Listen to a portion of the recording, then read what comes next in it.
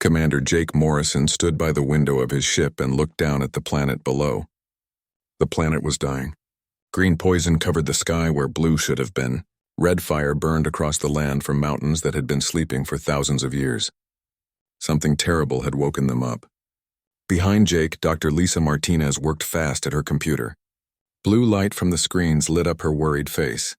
Jake asked her how many people were still alive down there. He already knew the answer would be bad. Lisa's voice was tight when she spoke. She said maybe 3 million were left. Out of 12 billion, the numbers felt like heavy rocks pressing down on everyone on the ship. 3 million survivors were hiding all over a poisoned world. Their whole way of life had turned to ash and fear. The Kalahari had been peaceful people. They used their tools and knowledge to make art and think deep thoughts and take care of their world. They never made weapons or shields. When the Vorxian Empire came to dig up their planet for valuable rocks, the Kalahari could not fight back. Lieutenant Kyle Bennett sat at the weapons station. Anger made his voice rough when he spoke. He said the Galactic Council knew about this. The Kalahari had sent signals asking for help 3 months ago. The Zentari could have come in weeks. The Arquelians could have been there in days. But they did not come, Jake said quietly. The Council said the Kalahari were too simple to help. They said there was not enough reason to save them. Those words made Jake feel sick. The Galactic Council was a huge group of old space nations from thousands of worlds. They heard the Kalahari crying for help and said nothing back. The other species only saw numbers and risks and politics. They saw people too weak to protect themselves and decided it was not worth the trouble to save them. But humans were different. Humans remembered what it was like to be weak. Earth had been the weak one before. Humans were young and had almost destroyed their own planet many times. When humans first went to the stars and met the Galactic Council, the old species looked down on them. They said humans were too quick to act, too emotional, too ready to jump into fights that were not theirs. The ancient aliens barely hid how little they thought of humans. Jake had heard stories from his grandfather, who was an old admiral. He served when humans first met the Council. The old species expected humans to follow their cold rules, to measure everything by profit and loss, to let the weak die so the strong could keep going. Humanity had other ideas. Jake told his crew to get him a private channel to Admiral Catherine Brooks at command. He said to get landing teams ready with doctors, engineers, and security. They were going down to the planet. Lisa looked up from her computer with hope and worry mixed in her eyes. She said the Council would not approve this. They were not allowed to do a rescue this big. The Council would say they broke the rules about not interfering. Then they can complain about it, Jake said flatly. We are not leaving these people to die. The ship bridge got quiet. Every officer there knew what this meant. Going against the Galactic Council had bad results. Humanity was already not very welcome in the bigger space community. This could make it worse. It could cut Earth and all its space towns off from the huge network of trade and technology and friendship that covered the stars. But when Jake looked at each face on his bridge, he saw the same hard decision in their eyes. These people joined the human exploration fleet not for fame or money. They joined because they believed in something bigger. They believed that when you are strong, you must protect the weak. Even when it costs you. Even when it is hard. Especially then. The communications officer said Admiral Brooks was on the line. The Admiral's tired face appeared on the main screen. She looked exhausted from fighting battles with paperwork and politics. Behind her, Jake could see the chaos of the command center with officers running between stations. Admiral Brooks said she guessed Jake was about to do something that would make her life very hard. Yes, ma'am, Jake said. We are starting a full evacuation and help operation for the Kalahari. I am asking for support from any ships nearby. Admiral Brooks was quiet for a long time. Her eyes studied him through the screen. Then she smiled. It was a small, tired smile, but real. She said the Council was already screaming about interference. The Zentari ambassador had filed 3 official protests in the last hour. Half the species in space were telling humans to mind their own business. Jake felt his heart drop. But Admiral Brooks kept talking. She said that was why she had already sent the 2nd, 5th, and 7th fleets to help.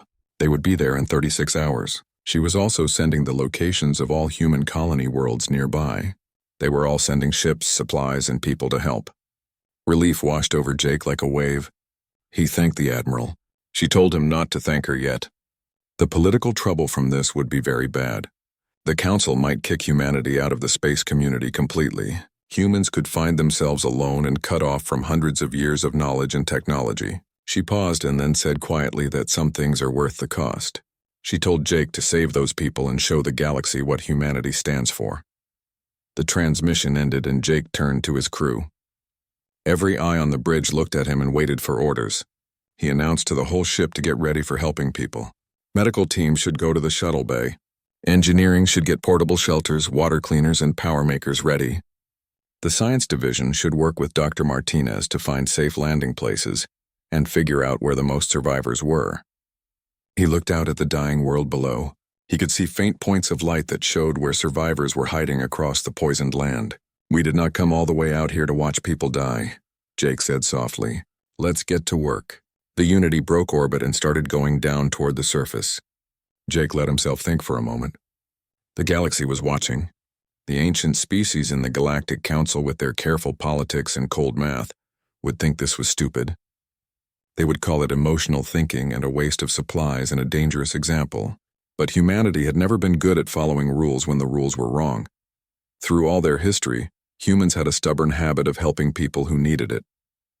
Even when it was not practical. Even when it cost too much. Even when everyone else said it was impossible.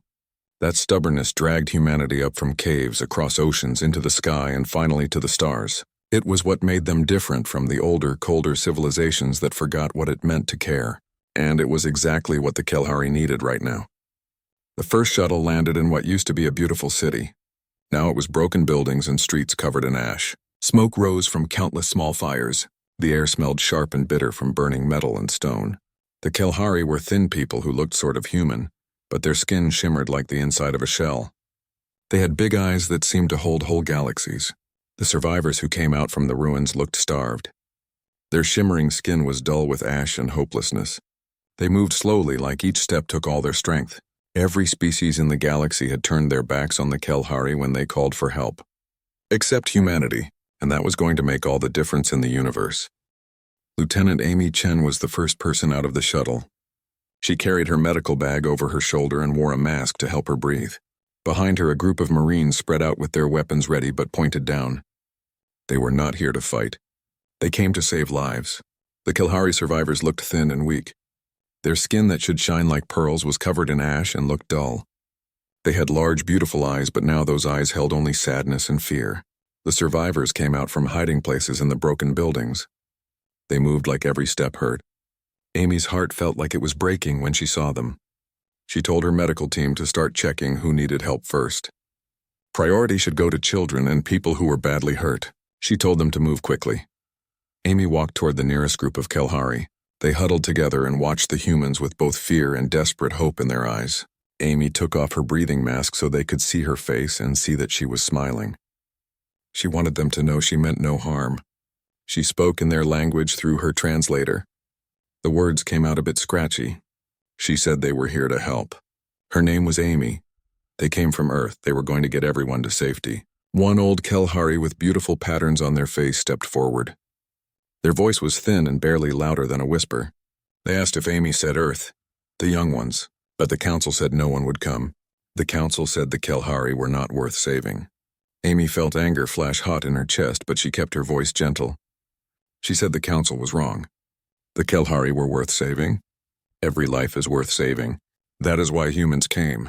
The old Kelhari's eyes went wide and then they began to cry. Tears ran down their pearl-like skin and left clean tracks through the ash.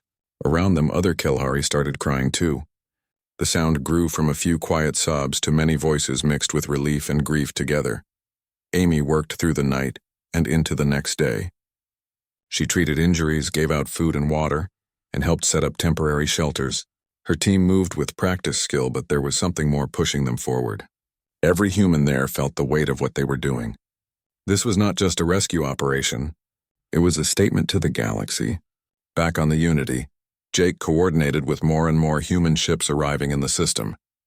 They came from colony worlds scattered across human space, everything from massive transport ships to small family-owned cargo haulers. Each one brought supplies, volunteers, and hope. Kyle reported from the weapons station that they were getting a transmission from the Galactic Council. It was marked urgent and top priority. Jake said to put it through even though he already knew what was coming. The holographic projector lit up and showed Counselor Vexthara of the Zentari. The Zentari were an ancient species. Their bodies were made of crystal and glowed with inner light. Their voices sounded like glass bells ringing. Counselor Vexthara said Commander Morrison's actions were a severe violation of Council rules. The Kelhari situation was looked at and deemed not critical by the proper authorities. Human interference was both unwelcome and illegal under space law. Jake kept his voice level when he replied. He said with respect that 12 billion dead and 3 million dying did not sound not critical to him. The counselor said coldly that Jake's emotional response was exactly why humanity was not suited for higher space affairs. The resources humans were using here could be better used somewhere else. The Kelhari did not have enough technology to contribute anything meaningful to the space community. Saving them was from a practical view inefficient. Jake repeated the word inefficient. It tasted like ash in his mouth. He said they were talking about people, living, breathing people with families and dreams and cultures. They were not numbers in an efficiency report. The counselor responded that this was exactly the kind of thinking that would lead to humanity's fall. In the galaxy, one must be practical. Resources are limited. Choices must be made. Not every species can be saved, and trying to save those without strategic value is foolish. Then I guess we are foolish, Jake said. But we are also determined. We are not stopping. You can file all the complaints you want, but we are going to save every Kelhari we can reach. The counselor warned that humans risked isolation. The council could take away humanity's membership. Humans would be cut off from space trade and the technology database and diplomatic protections. Was this really worth such a cost? Jake thought about Amy down on the surface treating injured Kelhari children. He thought about the old Kelhari who cried with relief that someone cared enough to come. He thought about thousands of human volunteers dropping everything in their lives to fly across the galaxy and help people they never met. Yes, he said simply. It is worth it. The hologram went out, leaving Jake staring at empty space. Around him, his bridge crew worked in silence, but he could feel their approval and solidarity. They all knew what was at stake. They all knew what they might lose, and they all agreed it was worth it. Over the next 3 weeks, the rescue operation grew into the largest humanitarian effort in human history. Ships arrived from every corner of human space, bringing doctors, engineers, food, medicine, and hope. They built field hospitals in the ruins of Kelhari cities. They made temporary shelters to house refugees.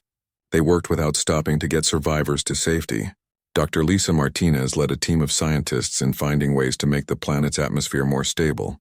This bought time for the evacuation. Engineer Paul Jackson organized the building of entire refugee cities on livable moons in the system.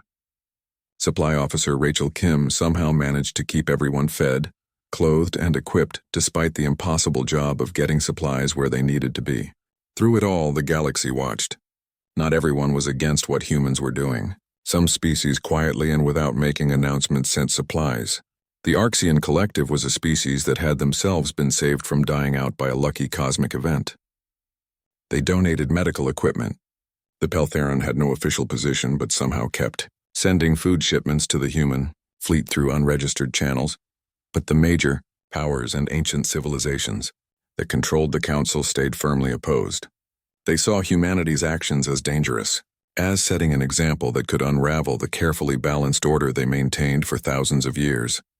If every species started saving every other species in trouble, where would it end? Resources would be strained. Political alliances would shift. The comfortable way things were would be disrupted. Better, they thought, to let the weak fall. It was natural. It was efficient. It was the way things had always been done. Humanity, stubborn and idealistic as ever, disagreed. 6 weeks after the first shuttle landed, Amy stood in what they called Hope Colony. It was one of several settlements humanity had built on the livable moons of the Kelhari system. Prefabricated structures stretched in neat rows housing over 500,000 Kelhari refugees. Gardens were already starting to grow, tended by Kelhari elders, teaching younger ones the farming traditions that had nearly been lost. It was not perfect. The structures were basic and resources were still tight. The Kelhari grieved for everything they had lost, but they were alive. They were safe. They were rebuilding. Amy watched a group of Kelhari children playing in the settlement's central plaza. Their laughter, clear and bright, cut through the evening air like music. A month ago, those children had been starving and hiding in ruins, waiting to die. Now they played games and learned in temporary schools and dreamed of futures that suddenly seemed possible again. An elderly Kelhari named Kelsara approached Amy. The old one moved with more energy now. Their shimmering skin was getting back some of its former shine. Amy greeted them warmly and asked how they were feeling. Kelsara said they felt better every day thanks to Amy and her people. They were quiet for a moment watching the children play. Then Kelsara said the survivors had been talking among themselves. They wanted to understand something. Amy asked what it was. Kelsara asked a simple question. Why? The council with all their power and resources left the Kelhari to die. The council told them they were not valuable enough to save. But humans were young. They had fewer ships, less technology, and smaller territory. Yet they came. They risked everything to save the Kelhari. Why did they do it? Amy thought carefully about the question. It was one she had asked herself during the long, exhausting days of the rescue. Why had humanity come? What made them different from the ancient civilizations that turned their backs? Amy said it was because humans remember what it is like to be vulnerable. Human history is full of moments when they needed help and were on the edge of destruction. Humans know what it means to be abandoned, and they know what it means to be saved. She pointed to the children playing. But more than that, humans believe every life has value, not because of what people can give or what advantage they represent, but simply because they exist, because they matter. The council looks at you and sees numbers and calculations and efficiency reports. We look at you and see people. That is the difference. Kelsara's large eyes filled with tears that did not fall. The old one said humanity was very young by space standards. The council treats humans as children who do not understand the realities of the universe. But Kelsara thought the council was wrong. Humanity understands something they have forgotten. Amy asked what that was. Kelsara said quietly that the measure of a civilization is not its technology or its power. It is how it treats those who cannot help themselves.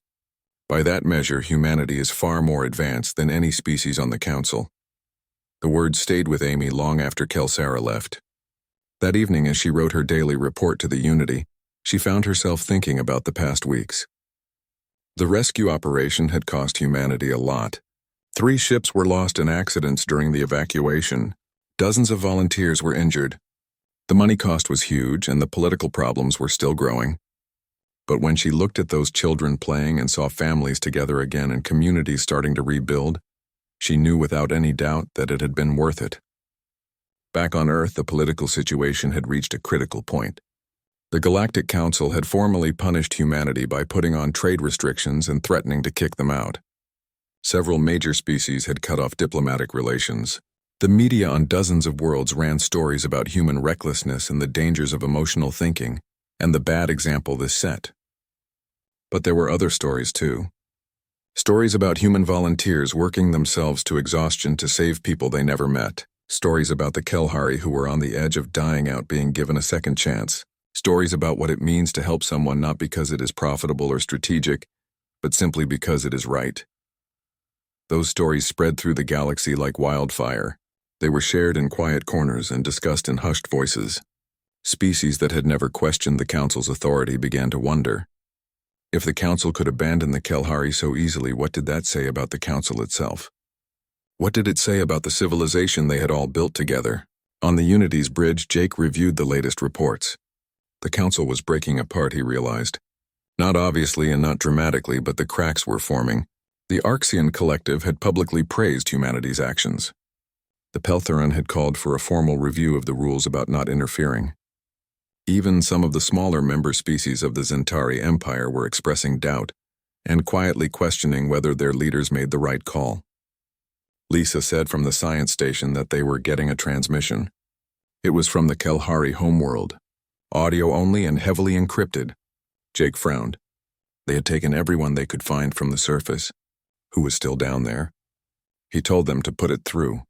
The voice that came through was distorted and mechanical. It said this was an automated message from the Kelhari Historical Archive. Before their world fell, they preserved their entire cultural database in a hardened facility, deep underground. Scientific knowledge, art, books, music, and history. Everything that made them who they were. The coordinates were attached. They could not save their world, but perhaps their culture can survive. Please, if anyone is listening, preserve our memory. The message ended with a string of numbers showing the location. Jake looked at Kyle, who was already running an analysis. Kyle said it was in the southern part of the planet. Deep underground, but the volcano activity in that area was increasing. If they were going to get it, they needed to move fast. Jake immediately ordered them to put together a recovery team. Best engineers and best equipment.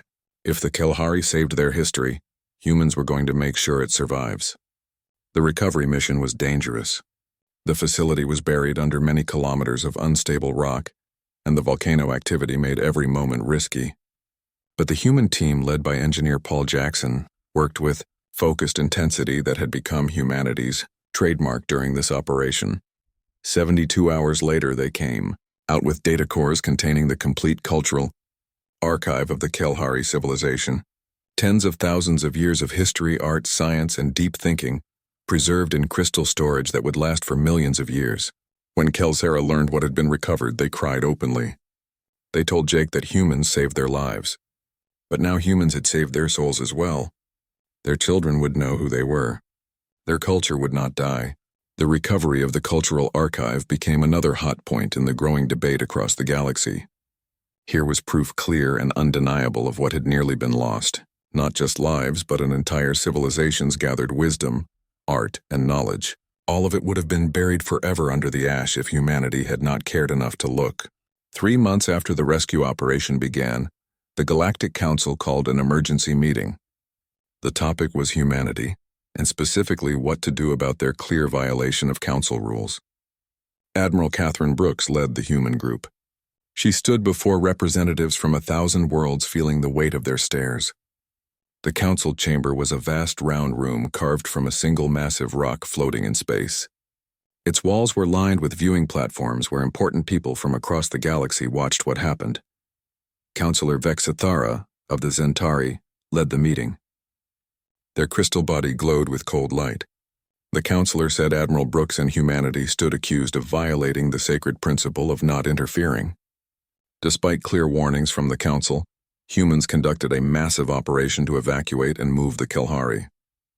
In doing so, they disrupted the natural order, used resources that could have been better used elsewhere, and set a dangerous example.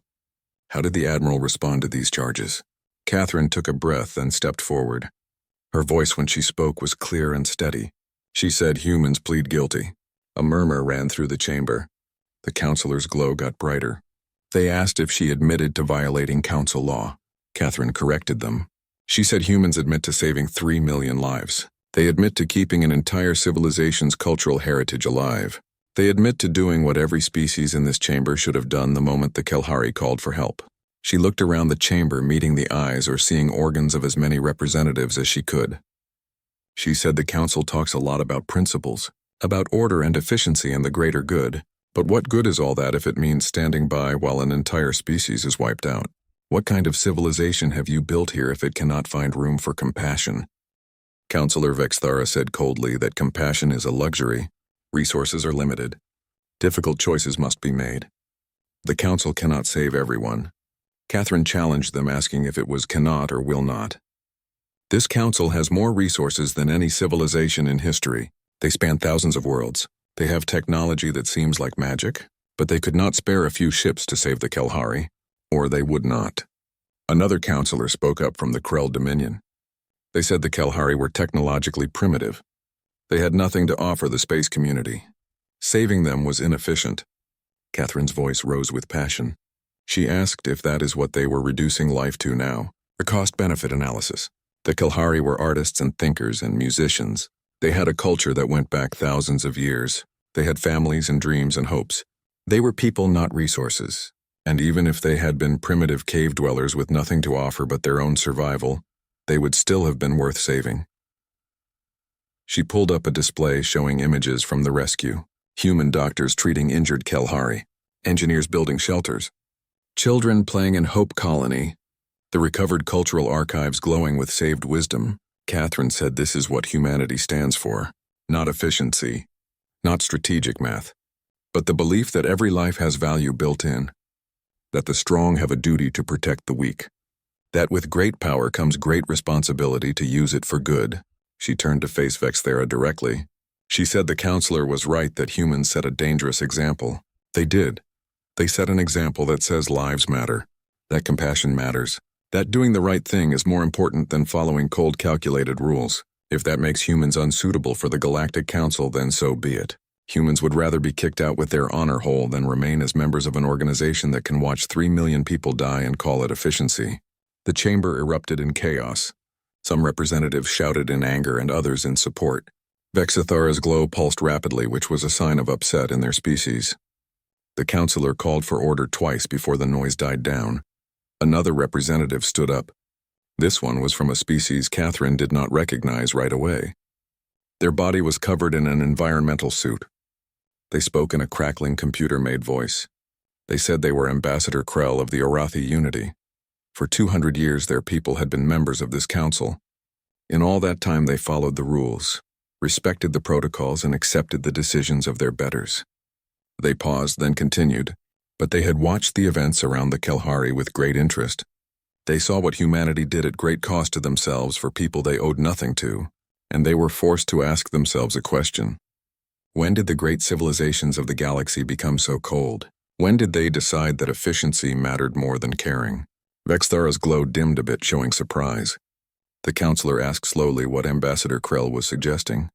Krell said they were suggesting that perhaps humans are not the ones who need to change. Perhaps it is the council who has lost their way. More representatives stood speaking in support of humanity and questioning the council's decisions. The debate went on for hours. The ancient political structure of the galaxy was suddenly thrown into question by humanity's stubborn refusal to let people die. Finally, after what felt like forever, Vexthara called for order again. The counselor announced this meeting would start again in one standard week. The council must think carefully about these matters. Admiral Brooks and her group were dismissed. As Catherine left the chamber, she was approached by a small group of representatives from different species. Each one quietly said they supported what humanity did. Some spoke of pressuring their governments to change the council's position. Others simply wanted to say thank you. The galaxy was changing, slowly and not perfectly, but changing. 1 year later, Jake stood again at the window of the Unity, but this time he was not looking at a dying world. Below him, the largest moon of the former Kelhari system sparkled with lights. Cities were growing, built with a mix of Kelhari design and human engineering. Farm areas produced plenty of food. Spaceports were busy with trade ships coming and going. The Kelhari had not just survived. They were doing well. Lisa joined him at the window and said it was quite a change from the last time they were here. Yeah, Jake agreed. The Kelhari are strong. Given a chance, they are building something beautiful. The Galactic Council, after that big meeting, reached a decision that shocked the galaxy. Rather than kicking out humanity, they passed the Compassion Accords, which was a sweeping set of changes that altered the basic thinking of space government. The rules about not interfering were rewritten. How resources were given out was restructured. A new agency was created dedicated just to helping people in trouble, and humanity was asked to lead it. It was not unanimous. The Zentari and several other major powers fought bitterly against the changes. But enough species had been moved by humanity's actions and questioned their own part in the Kelhari's near death that the political landscape shifted. The Arxian Collective became humanity's strongest friends, working alongside human ships to respond to problems across the galaxy. The Peltheran made their support official, providing technology and resources. Even some members of the Zentari Empire broke away, forming a reform group that pushed for change from within. But more than the political changes, it was the cultural shift that mattered most. Species across the galaxy started asking themselves hard questions. What kind of civilization did they want to be? What were their values? What would they stand for? And many of them, looking at what humanity did, decided they wanted to be better. The communications officer called out that they were getting a request from the surface. Kel Sarah was inviting Jake to come to the ceremony for the dedication of the new cultural center. Jake smiled and told them he would be honored to attend. The ceremony was held in the heart of the largest settlement in a beautiful building that mixed traditional Kelhari building style with modern materials. Thousands of Kelhari attended, along with representatives from dozens of species, including several important humans. Kelsara stood at the speaking platform. Their voice was strong and clear. They said 1 year ago their people stood on the edge of dying out. They had called for help but believed no help would come. The galaxy had judged them and found them not good enough. They were not advanced enough, not strategic enough, not valuable enough to save. Kelzara paused, looking directly at Jake and the other humans there. Then humanity arrived. They did not ask what the Kelhari could offer in return. They did not calculate whether saving them was efficient or strategic. They simply saw people in need and chose to help.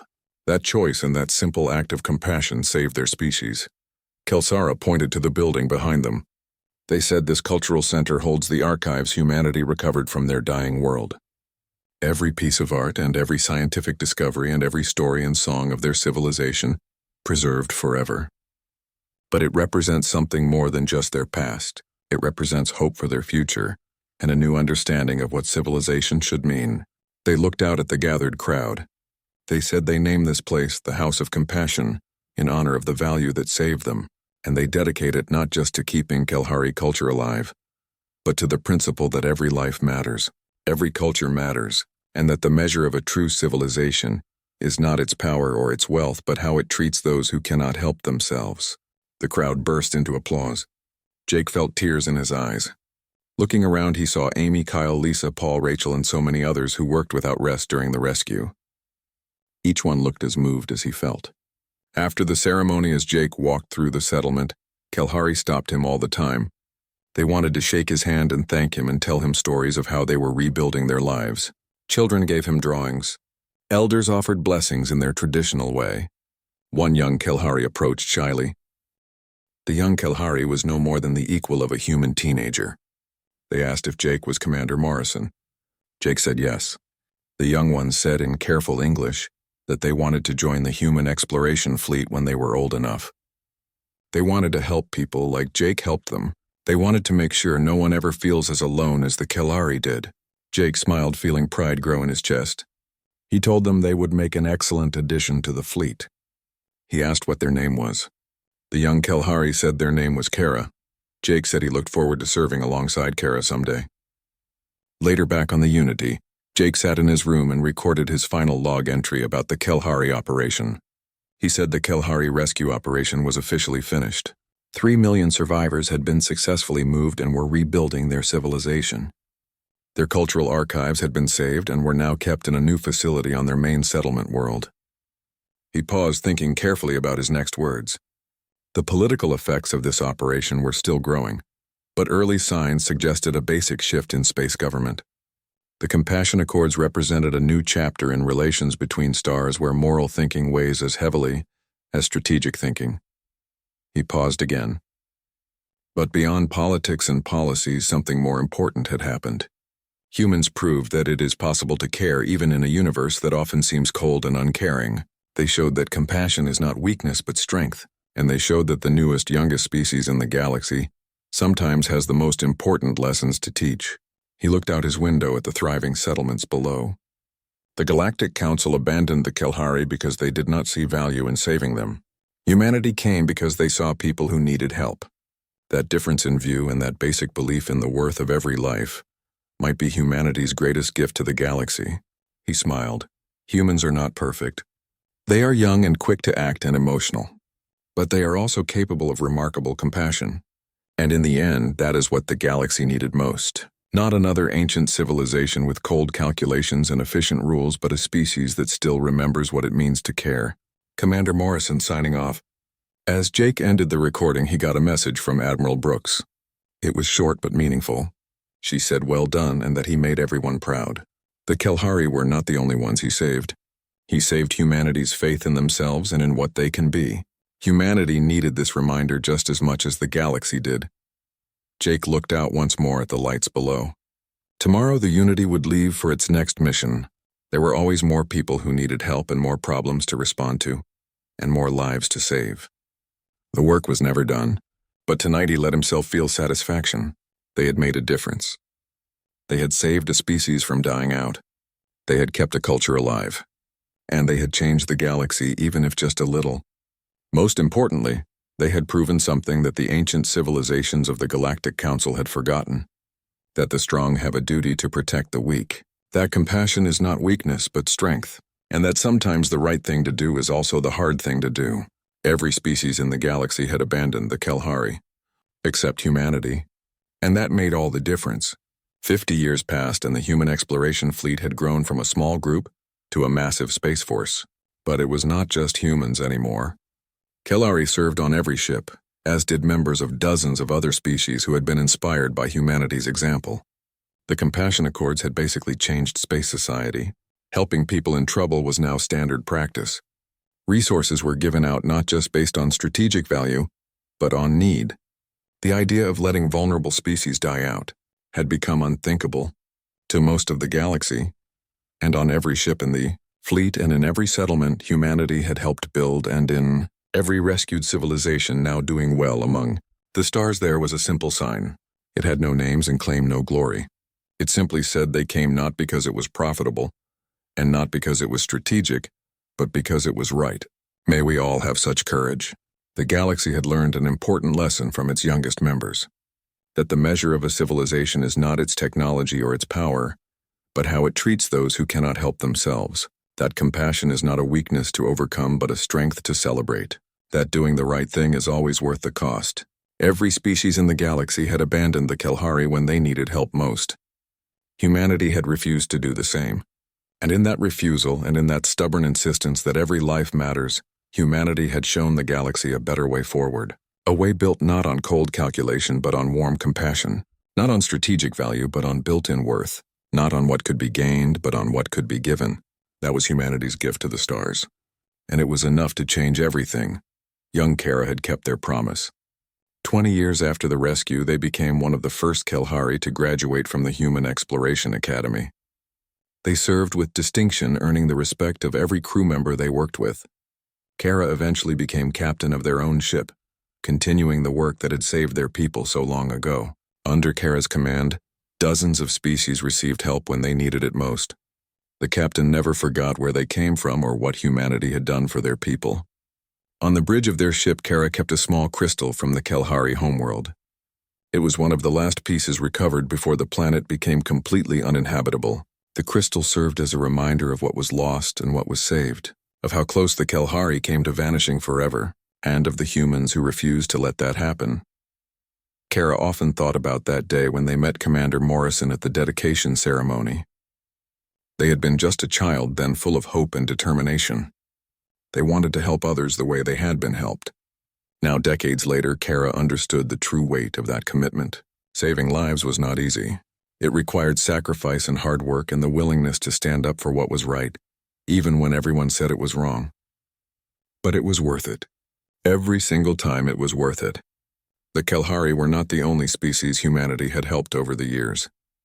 There had been others. Some faced natural disasters, others faced invasion or plague or famine.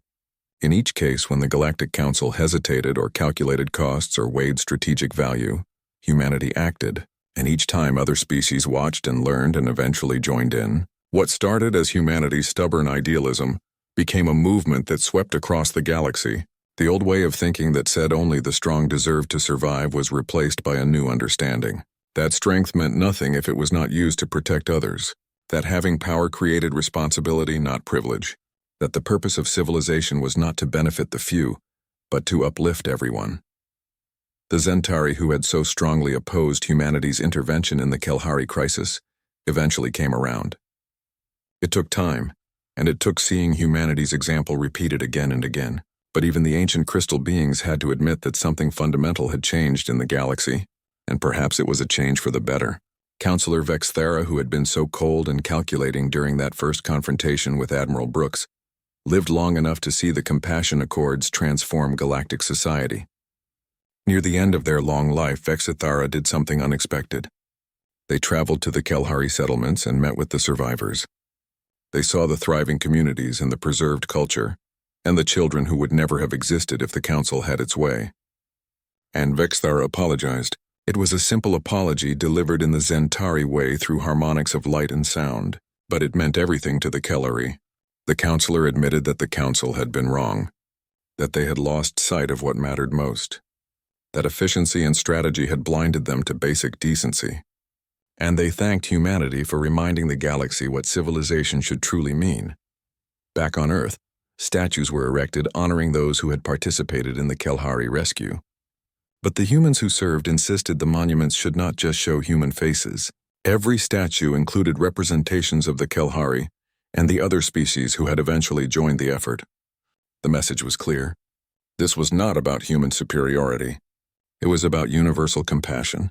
It was about recognizing that every intelligent being, regardless of their technology or power or strategic importance, had the right to exist, to thrive, to be saved when they faced extinction. Jake Morrison eventually retired from active service, but he never stopped working. He became an instructor at the academy, teaching new generations about the importance of compassion in space exploration.